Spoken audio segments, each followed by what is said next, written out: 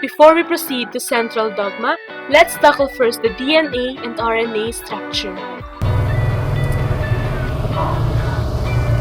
This is the DNA or deoxyribonucleic acid.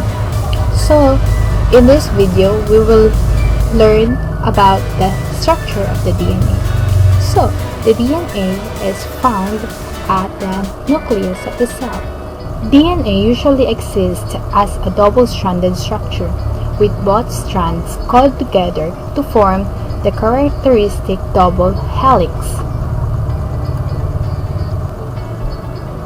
So let us unwind the double helix like this. Each single strand of DNA is a chain of 4 types of nucleotides. Nucleotides in the DNA contain a deoxyribose sugar, phosphate, and a nuclease, which are adenine, guanine, thymine, and cytosine. While RNA is a ribonucleic acid, its sugar type is ribose. RNA is a single-stranded and not self-duplicating and less stable. The bases in RNA are adenine, guanine, cytosine, and instead of thymine, it is uracil. Let's go further. Now it's time for DNA replication. DNA is a genetic material that defines every cell. Whenever a cell duplicates and divides into new daughter cells, all organelles must be copied. This process of duplication is called DNA replication. Before DNA can be replicated, the double-stranded molecule must be unzipped into 2 single strands. DNA has 4 bases called adenine, thymine, cytosine, and guanine that form pairs between the 2 strands. Adenine only pairs with thymine and cytosine only binds with guanine. DNA is a directional in both strands, signified by 5' and 3' end. In order to unwind DNA, these interactions between base pairs must be broken. This is performed by an enzyme known as DNA helicase. DNA helicase describes the hydrogen binding between base pair to separate the DNA into Y shape known as a replication fork. The leading strand is the simplest to replicate. Once DNA has been separated, a short piece of RNA called a primer binds to the 3' end of the strand. Enzymes known as DNA polymerase are responsible for creating the new strand by a process called elongation.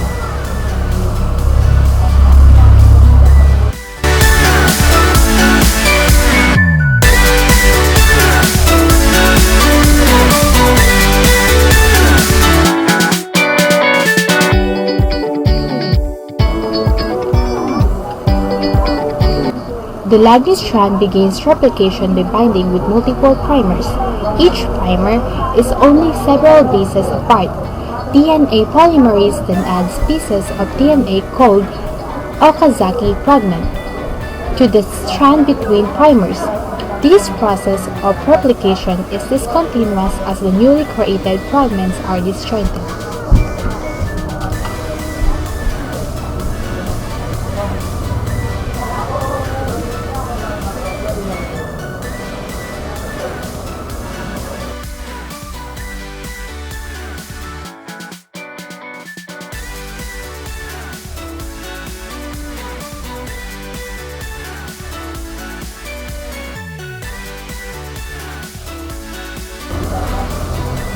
An enzyme called exonuclease removes all RNA primers from the original strands.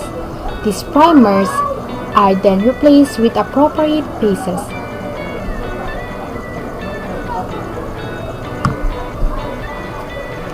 Another enzyme called DNA ligase joins Okazaki fragments together, forming a single unified strand. The ends of the parent strand consist of repeated DNA sequence called telomeres. and two new daughter strands are formed.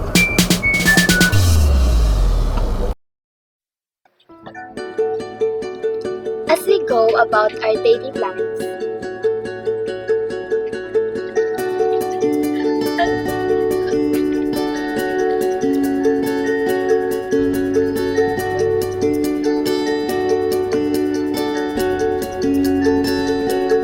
most of us do not realize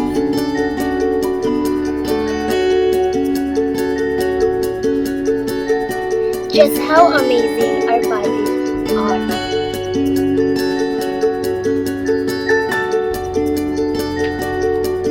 Through our protein chemistry, we grow.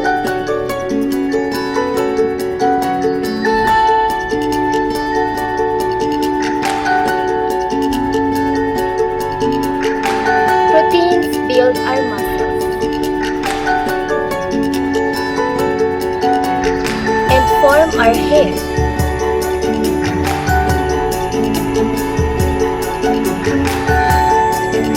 Proteins shape our eyes,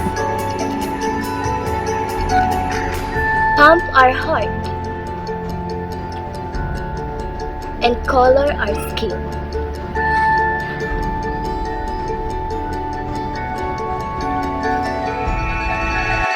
Most of all,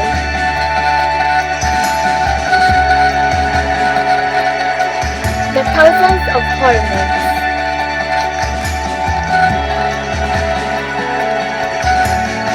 the structural proteins,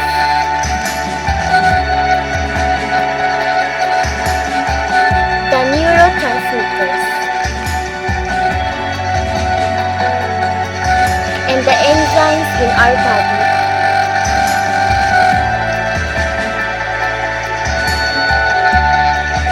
make us who we are.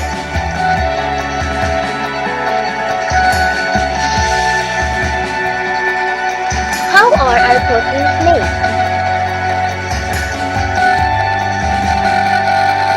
How can a string of atoms stored in our DNA be translated into thousands of unique proteins?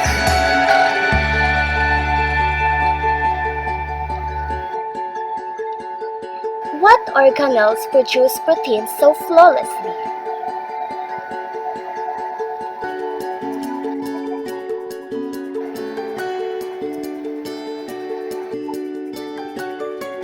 What are codons?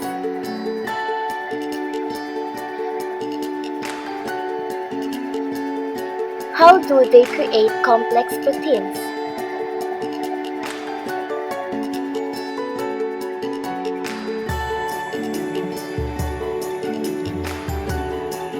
The answer is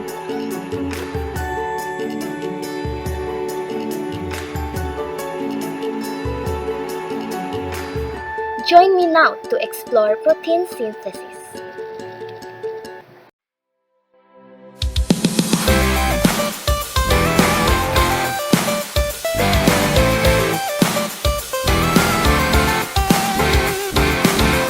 Protein synthesis. DNA is very long and complex. The DNA strands also code for many different proteins to get the code for the desired protein from the nucleus to the ribosomes in the cytoplasm. A copy of the small necessary section of the DNA will be made. Copying process is called transcription, and it occurs in the nucleus is the first step in protein synthesis. The next step is called translation. A portion of DNA is unzipped so that the mRNA can be made from a DNA like a template. Nucleotides of RNA match with one strand of DNA and make mRNA. RNA polymerase unzips the DNA and puts RNA nucleotides into their specific place. Cytosine and guanine nucleotides match up, adenine and thymine nucleotides pair up, but anytime the RNA place complements to an adenine in DNA, it places uracil instead of thymine in the RNA. So for example, in this sequence of DNA, this will be the mRNA strand. It does not copy all the portion or the entire strand of the DNA. It only copies a part of it that codes for the protein once at a time. In fact, most of the DNA does not code for anything, only about 2% codes of protein. The small section of coding DNA has a start and stop signal after the mRNA is formed. It moves out of the nucleus and goes to the cytoplasm. First, there are 3 types of RNA. The mRNA is to get the protein code out of the nucleus without pulling the DNA out of the nucleus. The mRNA will look for a ribosome in the cytoplasm. mRNA read 3 bases at a time and are called codons. The ribosomes are made of protein and RNA. Ribosomes are the protein-making machine that read the mRNA code and add the correct amino acid using tRNA of the transfer ribosomal nucleic acid. The tRNA has anticodon at the end that will match to the codons on the mRNA and has a specific amino acid on the other end. Together, these parts will make translation happen.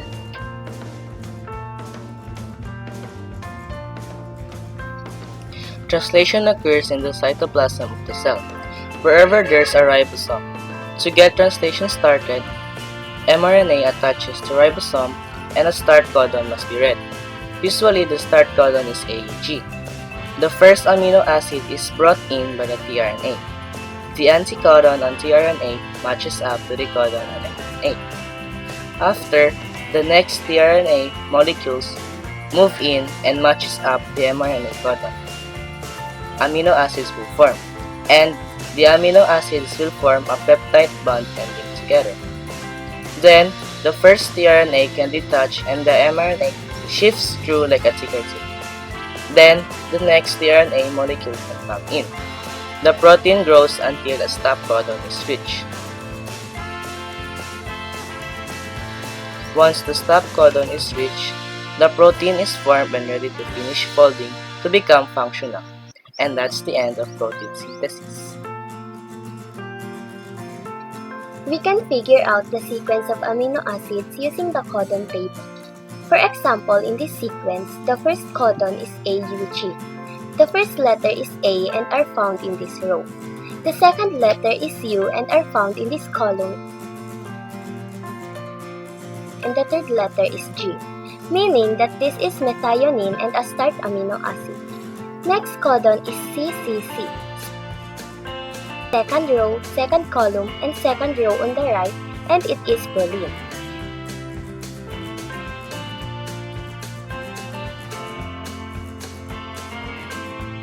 Next is GGC, fourth row, fourth column, and second row on the right. That is glycine. And lastly, the UAA, first row, third column, and third row on the right, and that is stop. It means that there is no amino acids in here, it just means in will be touched. The importance of central dogma. Protein synthesis is important because the proteins created during this process control the activities of the cell. Without these proteins, many of the processes in the body would fail or not work properly. The DNA in each cell holds the instructions on how to make protein, which is why every cell in the body must have a copy of the DNA. Protein is the key to such reactions such as metabolism, DNA replication, and molecule transportation. They are also the key in making sure that the human body reacts properly to stimuli. Proteins do not exist for extended periods of time.